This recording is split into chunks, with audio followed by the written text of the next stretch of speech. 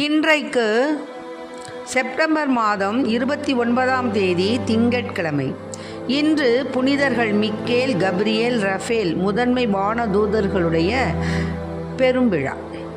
இன்று தேவன் நமக்கு தரும் ஜீவநீர் ஊற்றான இறை வார்த்தைகள் புனித யோவான் எழுதிய நற்செய்தி இயல் 1 இறை வார்த்தைகள் 47 51 முடிய. அக்காலத்தில் நத்தனியேல் தம்மிடம் வருவதை இயேசு கண்டு, இவர் உண்மையான இஸ்ரேலர், கபடற்றவர் என்று அவரை குறித்து கூறினார். நத்தானியேல், என்னை உமக்கு எப்படி தெரியும் என்று அவரிடம் கேட்டார். இயேசு, பிலிப்பு உம்மை கூப்பிடுவதற்கு முன்பு நீர் அத்திமரத்தின் கீழ் இருந்தபோதே நான் உம்மை கண்டேன் என்று பதிலளித்தார். நத்தனியேல் அவரை பார்த்து, ரபி, நீர் இறைமகன், நீரே இஸ்ரேல் மக்களின் அரசர் என்றார். அதற்கு இயேசு, உம்மை அத்திமரத்தின் கீழ் கண்டேன் என்று உம்மிடம் சொன்னதாலா நம்புகிறீர்? இதைவிட பெரியவற்றை காண்பீர் என்றார். மேலும் வானம் திறந்திருப்பதையும் கடவுளின் தூதர்கள் மானிட மகன் மீது ஏறுவதையும் இறங்குவதையும் காண்பீர்கள் என மிக உறுதியாக உங்களுக்கு சொல்கிறேன் என்று அவரிடம் கூறினார். ஆண்டவரின் அருள்வாக்கு. கிறிஸ்துவே மக்கு புகழ். தானே நானே தன்னானே, தானே நானே தன்னானே, தானே நானே தன்னானே, தானே நானே தன்னானே. தூய மிக்கேல் அதிதூதரே, தூய கப்ரியேல் அதிதூதரே, தூய ரஃபேல் அதிதூதரே, எங்களுக்காக வேண்டிக் கொள்ளும். அழகையின் பிடியினின்று பாதுகாப்பவரே மிக்கேல் தூதரே, எங்களுக்காக வேண்டிக் கொள்ளும்.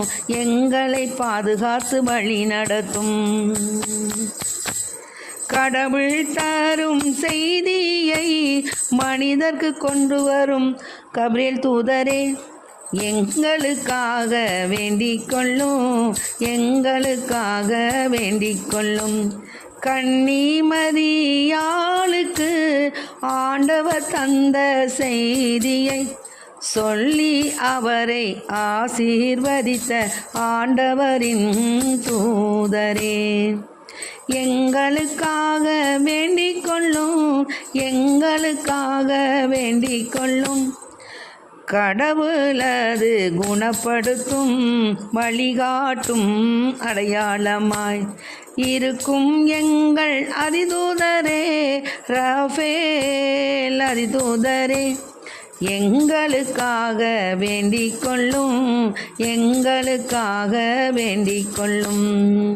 தானே நானே தன்னானே, தானே நானே தன்னானே, தானே நானே தன்னானே, தானே நானே தன்னானே.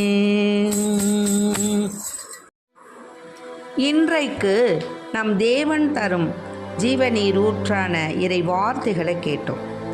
அதாவது இன்று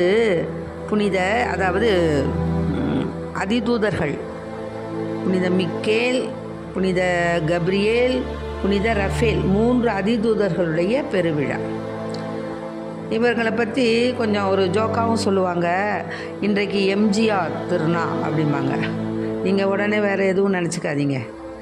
எம்ஜிஆர்னா எம் என்றால் மிக்கேல், ஜி என்றால் கப்ரியேல், ஆர் என்றால் ரஃபேல். ஆக 3 பேருடைய திருநாளை தான் அப்படி ஒரு ஓம மாதிரி, ஒரு ஜோக்கு மாதிரியும் சொல்லுவாங்க. ஆனால் பாவத்தின் காரணமாக ஏதோன் தோட்டத்திலிருந்து மனிதர்கள் வெளியேற்றப்பட்ட பின்பு அந்த தோட்டத்தை பாதுகாப்பதற்காக கடவுள் என்ன செஞ்சார்னா கெருபீன்களை படைத்ததாக வாசிக்கிறோம். தொடக்க நூல் 3:24 வார்த்தை. ஏசாயா நூலில் இந்த சேராபீன்களை பற்றியும் வாசிக்கின்றோம். ஏசாயா 6:2. இந்த கெருபீன்களும் சேராபீன்களும் காவல் தூதர்களில் 2 வகைகளாக கருதப்படுகின்றனர். திருச்சபை வரலாற்றில் டயோனிசியூஸ் அப்படிங்கிறவர் கிபி 5ஆம் நூற்றாண்டில் வாழ்ந்து வந்தவர். இறை அனுபவம் அதிகமாக பெற்றவர். அவர் என்ன பண்ணார், சேராபீன்கள் என்பவர்கள் கடவுளுக்கு அருகில் நிற்கும் நிறை அன்பினால் நிரப்பப்பட்ட வானதூதர்கள். கெருபீன்கள் நிறைவான அறிவினாலும் ஞானத்தினாலும் நிரப்பப்பட்டவர்கள் என்று கூறுகிறார். இத்தகைய வானதூதர்களில் 3 என்ன செய்கிறாங்க, திருச்சபையால் அதிதூதர்களாக சுட்டி காட்டப்படுறாங்க. இவர்கள் யாருன்னு கேட்டிங்கன்னா, அதான் புனித அவர் கப்ரியேல், மிக்கேல், கப்ரியேல், ரஃபேல். இந்த 3 அதிதூதர்களுடைய